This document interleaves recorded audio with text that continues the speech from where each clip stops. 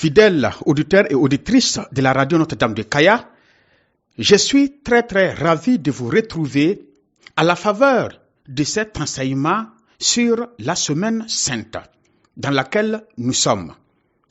En effet, avec et par le dimanche de Rameaux, l'Église entre dans une semaine dite Semaine Sainte.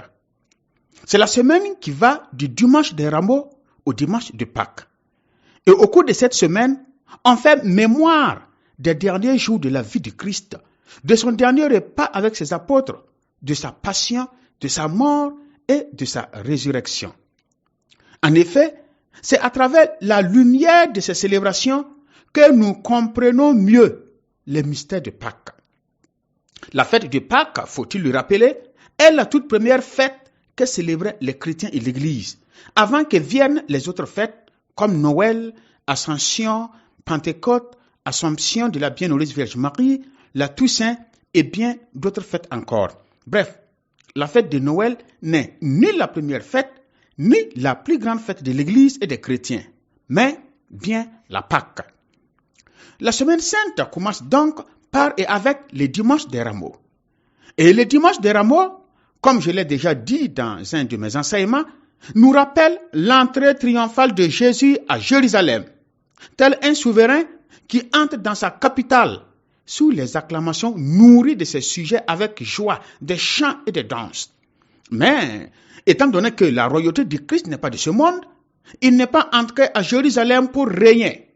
Il lui est entré pour accomplir la volonté de son Père. Voilà pourquoi il s'est dirigé directement au temple de Jérusalem, où il a chassé les vendeurs. Il est venu pour réconcilier l'homme avec Dieu, pour réconcilier les hommes entre eux. Et on ne peut pas réconcilier les hommes avec Dieu, les hommes entre eux, avec et par les armes. Et c'est pour cela donc qu'il ne s'est pas dirigé tout droit vers le palais du gouverneur, comme le pensaient d'autres personnes.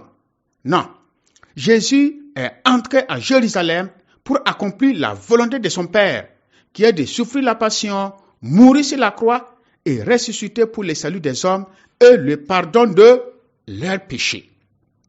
Comme l'ont fait jadis les foules à l'égard de Jésus, au début de la célébration, on bénit les rameaux dont on va se servir pour acclamer le Christ. C'est également au cours de cette messe qu'on lit l'évangile sur la passion de Christ. Au début de l'Église, il n'en était pas ainsi cependant. C'est-à-dire, on célébrait d'abord le dimanche des Rameaux et le dimanche suivant, on célébrait le dimanche de la passion de Christ. Car c'est ce que nous enseignent les évangiles, à savoir que le Christ a d'abord été acclamé par les foules qui l'ont accompagné triomphalement jusqu'à Jérusalem, avant de souffrir ensuite. C'est à partir de la réforme liturgique entreprise par le Concile Vatican II que l'on fait les deux événements dans la même célébration. Le dimanche des Rameaux et le dimanche de la Passion. Ainsi, désormais, le dimanche des Rameaux associe la passion de Christ à sa gloire, qui constitue la seule et même réalité. De cette façon, l'Église nous enseigne que lorsque nous souffrons avec le Christ, avec lui nous triompherons.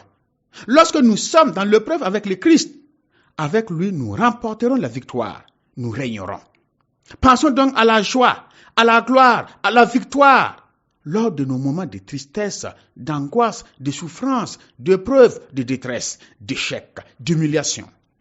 C'est dans la nuit noire que l'on voit les étoiles du ciel, dit un proverbe de la savane. Le chrétien, pour ainsi dire, n'est pas celui qui n'a pas de problème dans la vie. Le chrétien, c'est celui qui cherche et trouve les solutions, ainsi que les réponses à ses problèmes auprès du Christ. De même, le chrétien n'est pas celui qui ne rencontre pas des problèmes, des difficultés, des obstacles dans la vie. C'est celui qui affronte et surmonte les épreuves, les difficultés, les obstacles de la vie avec le Christ. Les 3 premiers jours de la semaine sainte, à savoir le lundi saint, le mardi saint et le mercredi saint, préparent déjà les chrétiens au mystère de la passion, de la mort et de la résurrection du Christ, qui a accepté subir tout cela par obéissance au Père et par amour pour nous. Et le cœur de la semaine sainte est constitué des 3 derniers jours appelés Triduum Pascal. Et Triduum est un terme latin qui veut dire 3 ou bien trio. Il désigne les 3 derniers jours saints de la semaine sainte, qui sont donc le jeudi saint, le vendredi saint et le samedi saint. Et le Triduum pascal là, commence donc avec le jeudi saint. C'est le jour où nous faisons mémoire du dernier repas de Jésus avec ses apôtres. Le repas pascal au cours duquel Jésus a institué l'Eucharistie. Son corps livré, son sang versé par amour pour nous. Le jeudi saint nous rappelle aussi le sacrifice que le Christ va accomplir le lendemain, c'est-à-dire sa passion, sa souffrance, le vendredi saint. C'est le repas de la vie éternelle et pour la vie éternelle. C'est également ces jours-là, c'est-à-dire le jeudi saint, que Jésus a institué le sacrement du sacerdoce dans sa prière dite prière sacerdotale. Le vendredi saint nous rappelle la passion et la mort de Jésus en croix. C'est le jour où l'Église invite ses fils et ses filles à adorer leur Seigneur et Sauveur Jésus en croix. C'est le grand jour de pénitence, de jeûne, de privation par excellence, jour de demande de pardon pour les péchés, jour de conversion.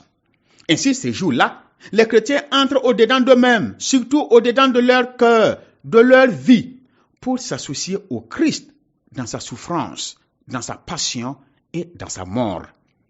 Le samedi saint, quant à lui, prépare directement les chrétiens à l'attente de la résurrection de Jésus, c'est-à-dire la Pâque qui pointe déjà à l'horizon. Ils attendent dans une grande veillée la lumière du Christ ressuscité, lumière du monde par excellence.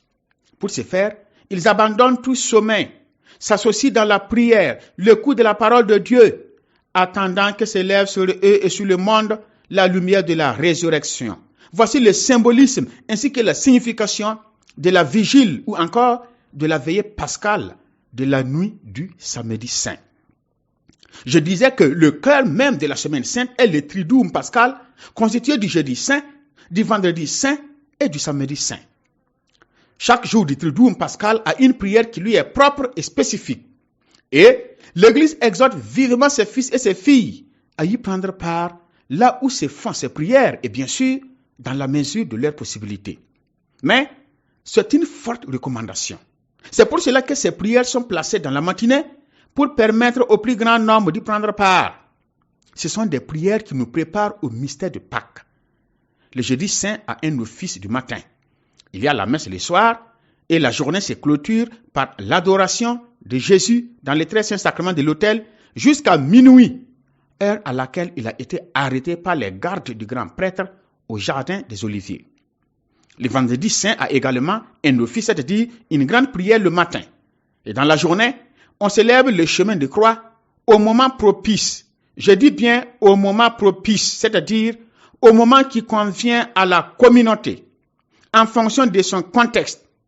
Je précise cela parce que, ici au Burkina Faso, de plus en plus, on voit que le chemin de croix du vendredi saint se fait en plein midi.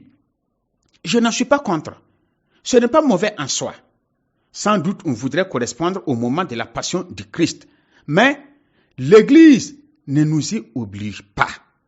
Il n'est pas dit que le chemin de croix du vendredi saint doit se tenir à midi, sous le grand soleil ardent. Et pour cela, je vous informe que le grand chemin de croix du vendredi saint se fait à Rome le soir dans le Colisée. Voilà. Donc, il ne faut pas que cela crée des problèmes. Lorsqu'on va vouloir faire le chemin de croix du vendredi saint dans la matinée ou bien dans la soirée, il ne faut pas que cela suscite un lever de bouclier pour dire qu'il faut le faire à midi. Non, nous voyons que ça ne se faisait pas avant. Mais de plus en plus, sans doute à cause de l'impact et de l'influence des groupes de spiritualité et de prière, on a pris l'habitude de faire le chemin de croix du vendredi saint en plein midi. Non, ce n'est pas obligé. L'essentiel est de revivre le chemin de croix avec Jésus, avec un cœur brisé, c'est-à-dire avec le désir sincère de se convertir, de se repentir. Le soir du vendredi saint, il y a également la grande célébration de la passion de Jésus. Au cours de cette célébration, l'on prie pour l'Église, pour les hommes et pour le monde entier à travers la grande prière universelle. Le samedi saint a également son office que l'on récite le matin. Et dans la soirée se tient la grande veillée pascale au cours de laquelle les chrétiens attendent la lumière du Christ ressuscité à travers la prière et le cours de la parole de Dieu.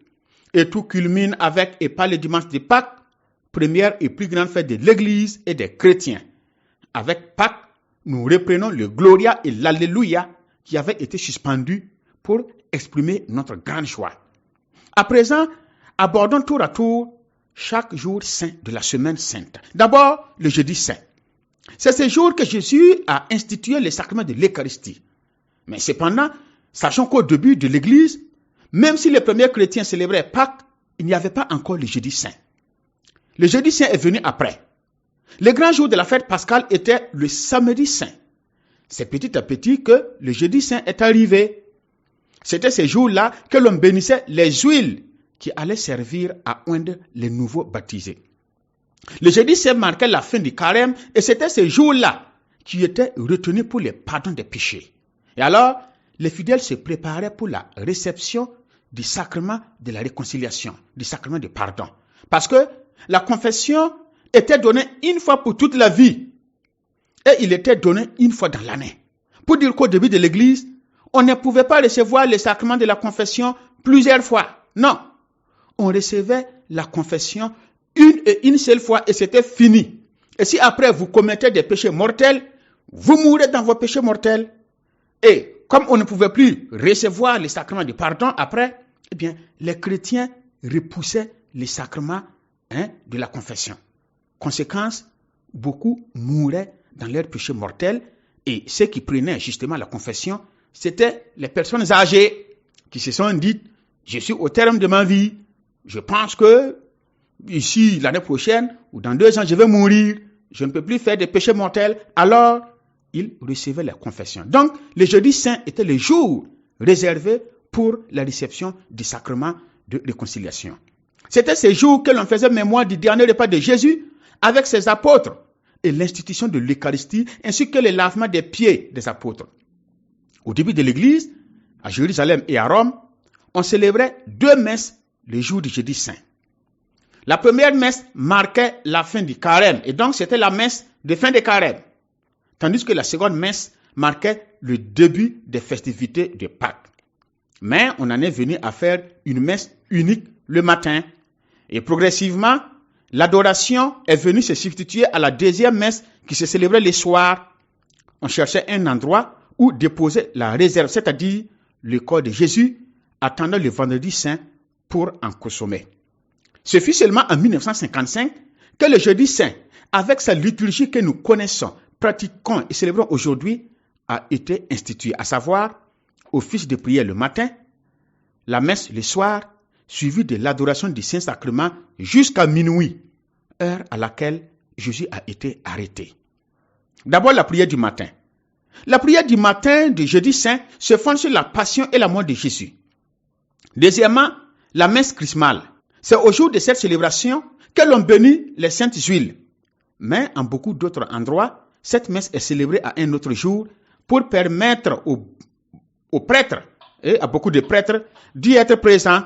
Troisièmement, c'est le mémorial du dernier repas de Jésus à travers la messe. Et enfin, quatrièmement, l'adoration du Saint-Sacrement après la messe. C'est ce jour-là donc que Jésus a institué l'Eucharistie et le sacerdoce.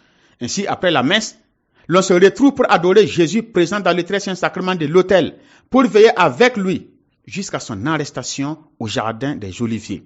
C'est pour accomplir cette recommandation de Jésus.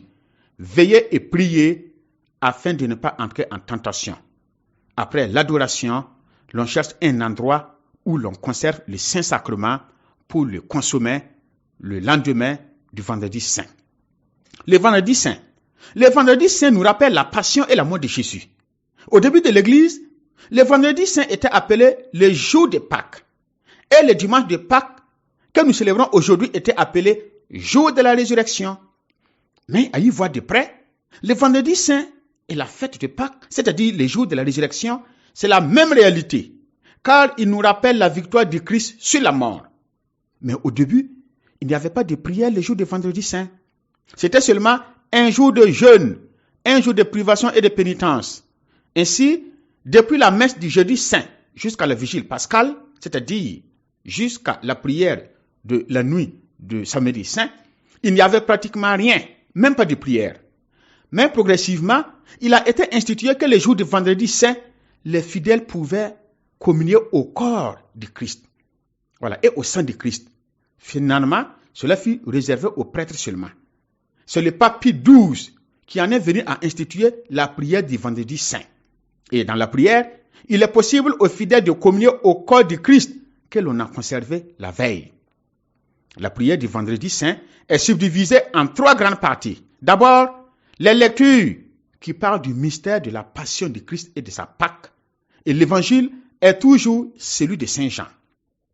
Deuxième partie, la grande prière de l'Église pour le monde et pour les hommes. Et enfin, troisième et dernière partie, l'adoration de la croix de Christ. Ce fut à Jérusalem qu'a débuté la pratique de l'adoration de la croix de Christ, et c'était sur le Golgotha, c'est-à-dire sur la colline où le Christ a été crucifié. Et au fil du temps, elle est devenue une pratique de l'Église universelle. Ce n'est cependant pas le bois de la croix, c'est-à-dire la croix elle-même que nous adorons, mais bien le Christ cloué sur la croix. Enfin, la prière du vendredi se termine par la communion au corps du Christ. En rappel, il y a celle conservée la veille à l'issue de l'adoration du jeudi saint. Voilà. Cette communion fait la jonction, le lien entre le jeudi saint et le vendredi saint. Parce qu'ils constituent un seul et même mystère. Même s'il n'y a pas de célébration le vendredi saint, les fidèles ont toujours faim de manger le corps de Christ. Pour finir, le samedi saint qui clôt la semaine sainte. Comme nous l'avons dit, la première fête et la plus grande fête de l'Église est la Pâque. Et la vigile pascale du samedi saint en est le cœur. Il y a aussi une prière pour le matin du samedi saint. Mais la plus grande du jour reste la vigile ou encore la veillée pascale qui contient 3 grandes parties. La liturgie de la parole, le baptême et enfin l'Eucharistie. Au début, il n'y avait pas le rite du feu ou le siège pascal. Ce rite a été introduit dans la vigile pascale par l'empereur Constantin et il symbolise le Christ, lumière du monde, lumière qui jaillit comme le soleil à l'aurore pour éclairer et illuminer le monde. C'est d'ailleurs tout le sens de la vigile qui signifie la veillée pascale. Comme les fils d'Israël n'ont pas dormi toute la nuit précédant leur libération de l'esclavage d'Égypte, nous aussi, nous abandonnons notre sommeil, nous veillons dans l'écoute de la parole de Dieu et dans la prière en attendant que surgisse du tombeau le Christ ressuscité. C'est lui-là même qui nous libère du vrai esclavage, c'est-à-dire l'esclavage du péché. C'est le sens de la Pâque chrétienne. Pendant que les fils d'Israël attendent le passage de l'ange exterminateur pour tuer tous les premiers-nés de l'homme et du bétail et permettre ainsi la libération du peuple de Dieu, nous chrétiens, nous veillons et nous attendons le passage du Christ de la mort à la vie. Passage qui symbolise notre libération de l'esclavage du péché, de notre passage de la mort à la vie. Chers amis, à chaque fête de Pâques, l'Église retrouve des forces neuves, des forces nouvelles et de nouveaux enfants à travers le baptême. L'Église revit le mystère de la passion, de la mort et de la résurrection de son Maître et Seigneur Jésus-Christ. De la sorte, elle nourrit sa foi pour poursuivre sa mission jusqu'au retour du Christ. Bonne, sainte, fructueuse et féconde semaine sainte à toutes et à tous.